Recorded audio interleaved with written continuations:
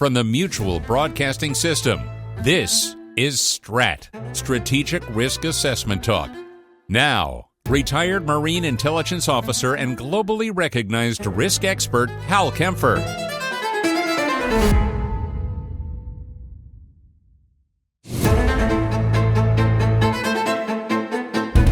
Welcome to STRAT, Strategic Risk Assessment Talk, and I'm going to talk about something, it may sound a little nerdish, if you will. I'm not going to talk about what's happening with wars around the world. There's a lot happening out there, but I'm going to get into some things. We've had a recent event, the floods in Texas near San Antonio on the Guadalupe River, but prior to that, if you go back some months, we had these massive fires in Southern California, where you've got estimates of anywhere from $30 to $60 billion worth of damage.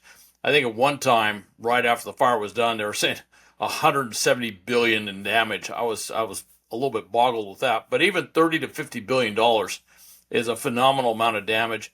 You have the tremendous loss of life that we saw with the Guadalupe River flash floods that took place.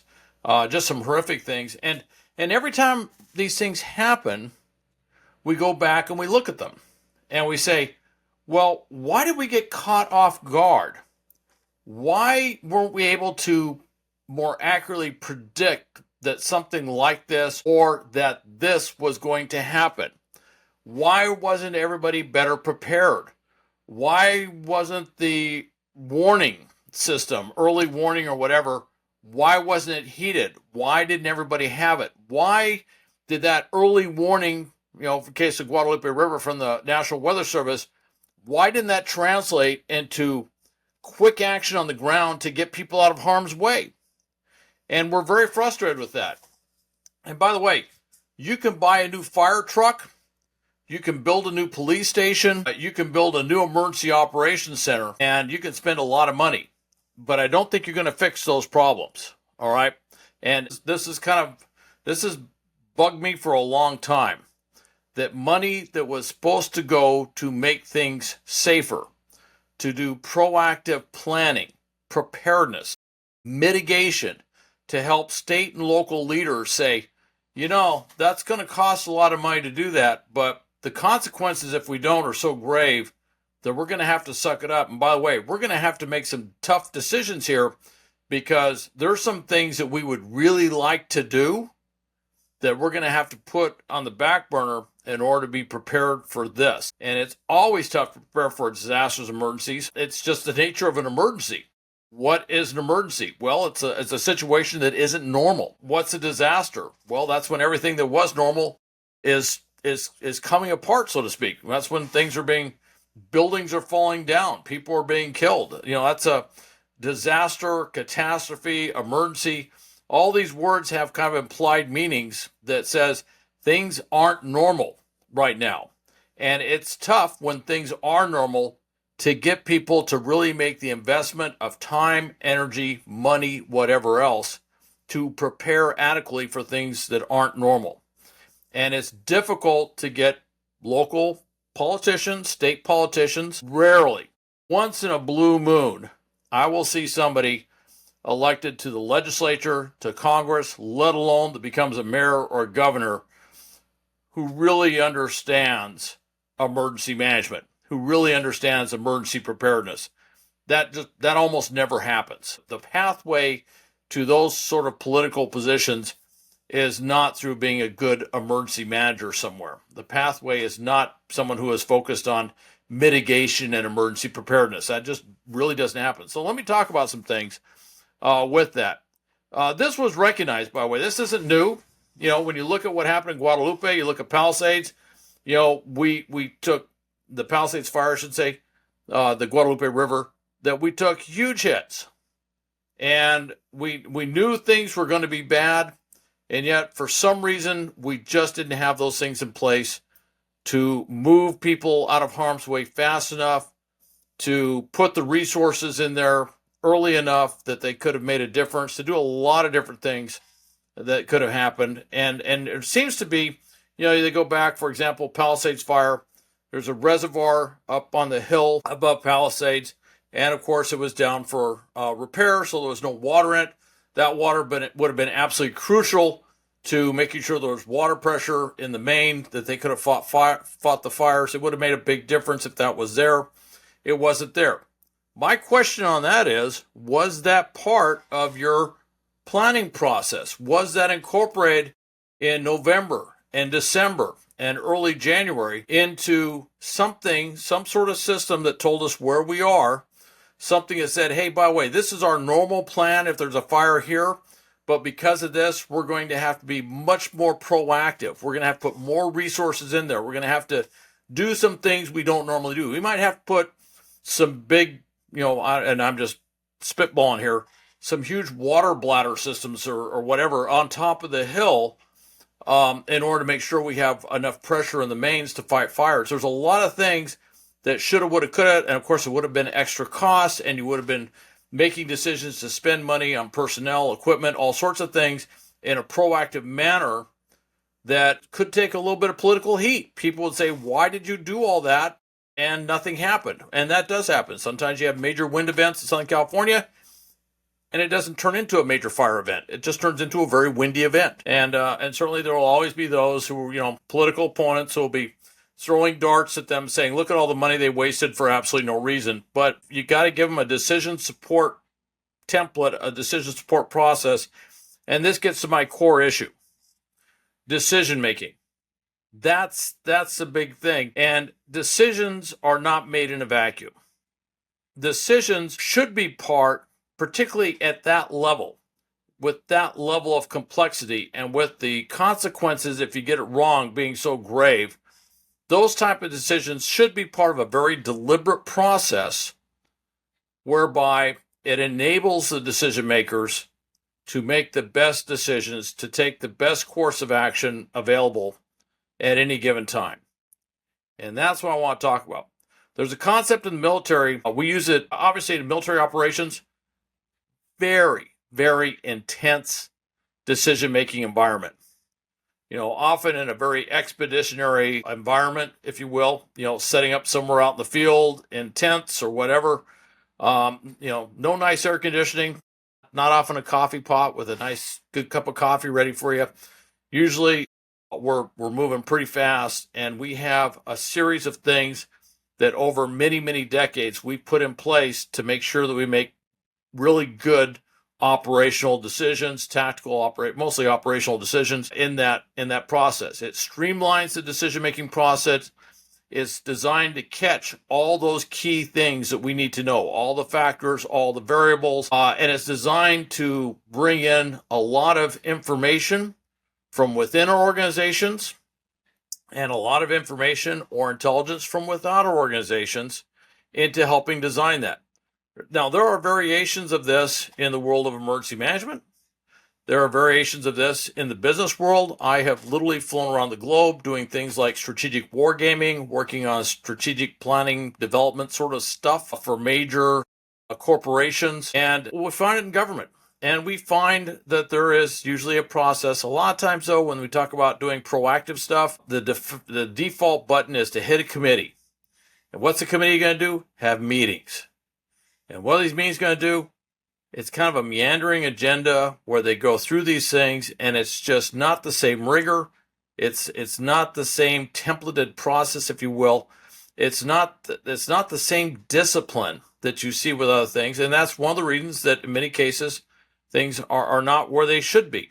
All right, but when it comes to things like disasters, floods, fires, earthquakes, tsunamis, pandemics, whatever, the stakes are extremely high.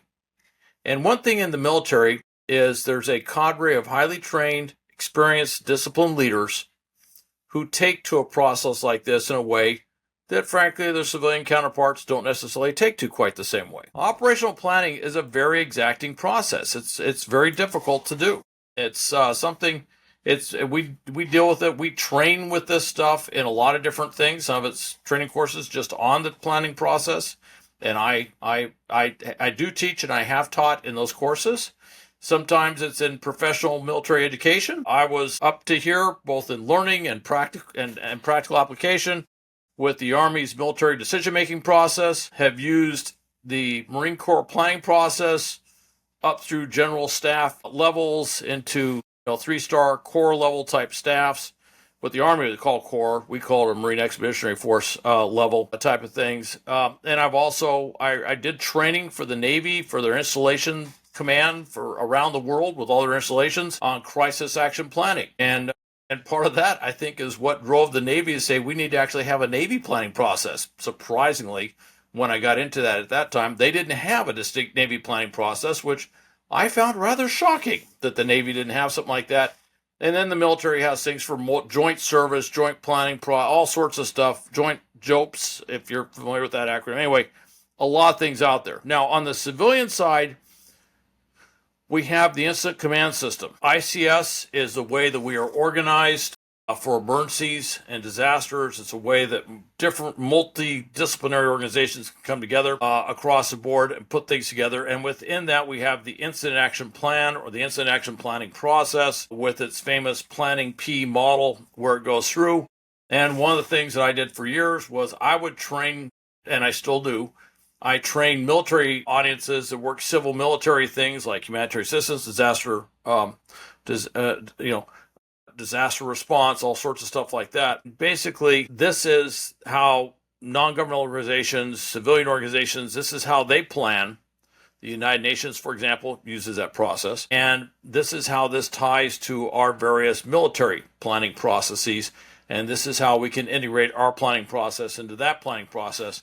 And I kind of explain it, but there is one thing I will say, that the Incident Action Planning process has always been one size fits all. Whether you're doing this on the hood of a fire truck, or whether you're doing this in an EOC, the size of a city like Los Angeles or New York, it's still the basic planning process. One thing that is recognized in the military that has not somehow translated over well is that when you get these higher level commands, when you get these more complex type things, you need to have a different process or rigor within that process. I can take out the standard tactical 5-paragraph order, all right, which some of you may have heard of. And frankly, if you go to SWAT, or Special Enforcement Bureau here in Los Angeles, or any of these more, elite law enforcement organizations, and you say the 5-paragraph order, they can rattle it off just as fast as any Marine can rattle it off. That's what they use, because that's what you use. But that's a very tactical thing. That's not something where you develop and then you compare different courses of action through a very rigorous process. That's one where I sit there and I look at a variety of things. I kind of talk it through. And through what is often an informal decision process, I will come up with what I think is the best process. Now, I have done stuff where they do like mini wargaming and they incorporate that stuff in, but that's more of a SWAT type, special enforcement type thing. In many cases, you just don't see stuff like that happening in the first responder community to that degree. It's just not something they have to do all the time. They do planning in a little bit different way. The problem is what you do on the hood of your car or what you do in a tactical situation, it changes when you get to an operational thing. It's one thing when you're looking at a house, a block, a series of blocks in an urban setting. It's another thing when you're looking at the county of Los Angeles. It's a very, very different sort of plan. And it takes a lot more going into that, especially you have to be able to immediately grasp what's the situation on the ground. Obviously, I want to know some things like terrain. I want to know what the terrain looks like. I want to know what roads look like. I want to know where power is. I want to know where buildings are. I want to know, if I'm looking at fires, I'd like to know what time of year it is. How dry is the vegetation? What's the soil like? That was a big issue in Texas. At this time of year, they tend to have really hard-packed soil, so when the rain hits it, it runs off really quickly instead of soaking in, and that's where you get these massive flash floods. That's a soil composition issue.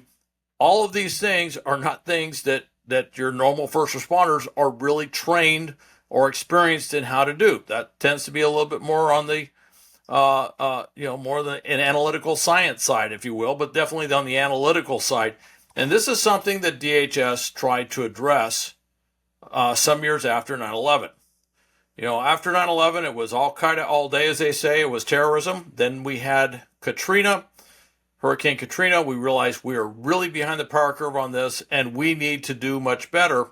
And with that incident action planning process, we realized there's a level of complexity that large cities, large urban areas, large government entities that are not federal, that they need to be able to do this stuff a lot better.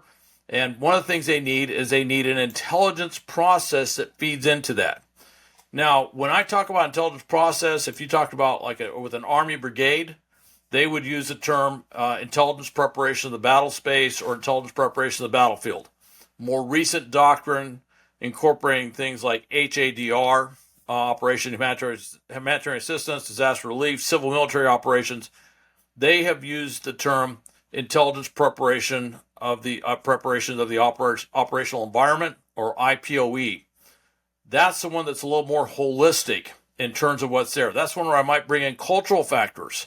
I will look at population density. I will look at demographic information. Do I have a greater percentage of at-risk population? Where would my at-risk population be? Like, for example, one of the things we always see with major disasters is you'll have people that live in an assisted living facility. They're not necessarily ambulatory. They're not necessarily able to evacuate themselves. We're going to have to use more resources for that. I know this sounds strange, but that is an intelligence issue. That's something I need to know in my planning process.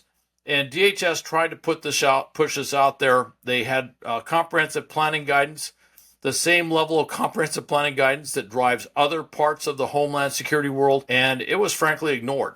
And in some cases, like in California, instead of taking the money that FEMA sent out for that, they took that money and used it to supplant state agency budgets because they had a budget crisis and they had a deficit and they needed to keep from firing people and shutting down offices and stuff. And they said, to heck with this thing that FEMA and DHS wants to do.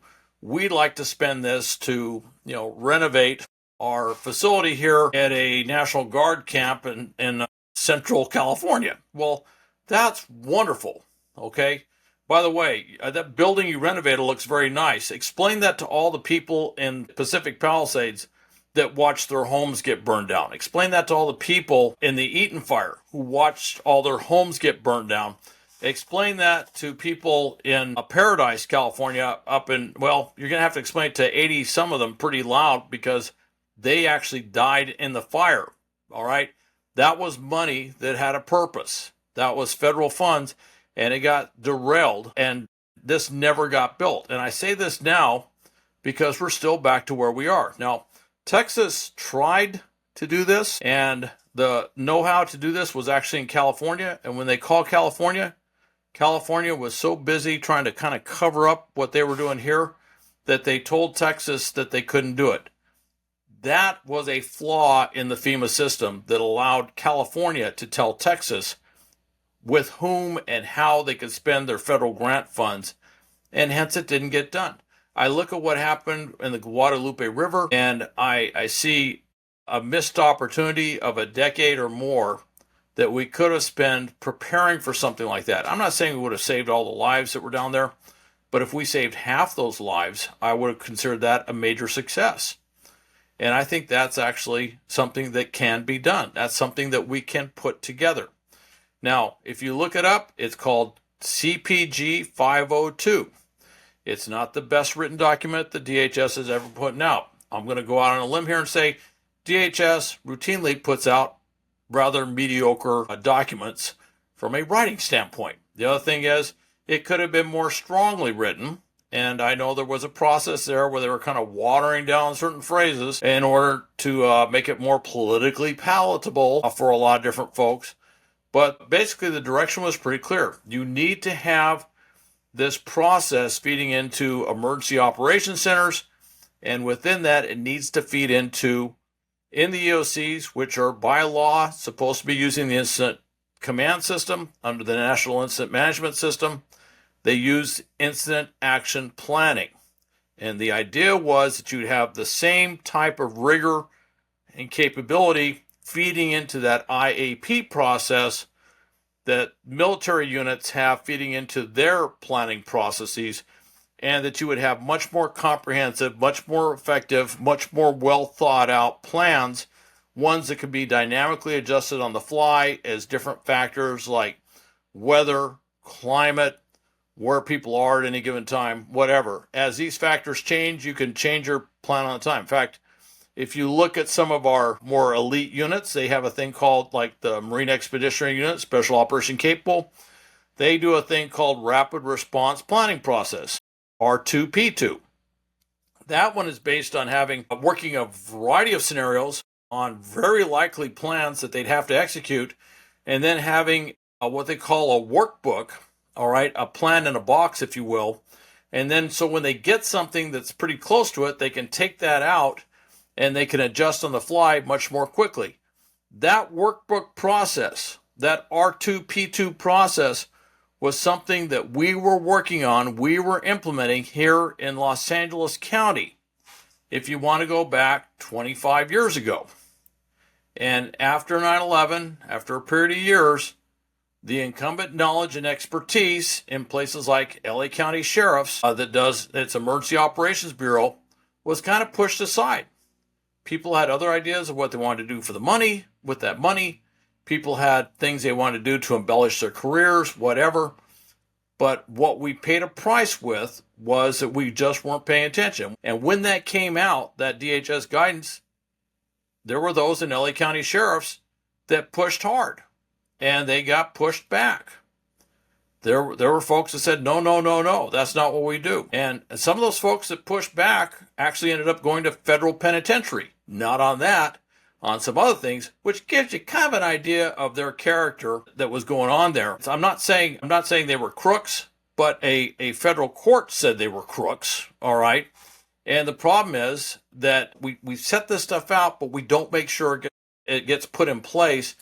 And that's where you end up with a Camp Mystic on the Guadalupe River. That's where you end up with something where they had a plan on the shelf that apparently nobody in the camp really knew anything about, let alone how to execute. They came in, they were inspected shortly before the flash floods took place. It says, you got a written plan, that's great. And of course, the flash flood came, and that written plan floated downstream with everything else that was out there.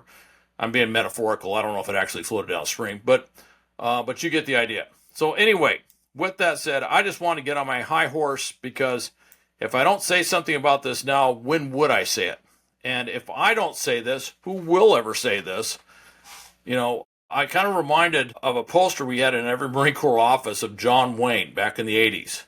And he was wearing his Sans of Iwo Jima Marine Corps uniform, and it said, "Life's tough. It's tougher if you're stupid." Well, that's kind of how I feel about intelligence support to all hazards planning. If we go into it stupid, we're going to have these major disasters. We're going to pay a phenomenal amount of money in response and recovery, because we didn't put that money up front in preparedness and mitigation. And we didn't do that because we weren't making the case clear to those local decision makers that now is the time to act. Now is the time to put resources and effort in there. So anyway, that's what I want to say. By the way, thanks for listening to STRAT. Thanks for tuning in. Thanks for listening to me go on my little rant here, but I am very frustrated with what I've been seeing as more information comes out of Texas, and I look at all the opportunities lost there. And I'm also still very frustrated with what I saw here in Southern California, where more could have been done up front that wasn't done. And certainly there's a number of other disasters around the country where I looked at missed opportunities. And again, every time these things happen, we always go, well, why weren't we better prepared? Why weren't those people warned? Why didn't they get out of harm's way? Why? This is answering that why. This is the process. Frankly, we are better than this. We are more capable. We have the tools. There are things that we can do that most people never realize we do that well. But we have to have the political will to do it, and we have to have the pressure to do it. And so I hope that you enjoyed listening to this Strat. Please go to stratpodcast.com. You can go to my website at gripsa.com. And obviously you can go to my YouTube page, my YouTube channel, Hal Kempfer TV.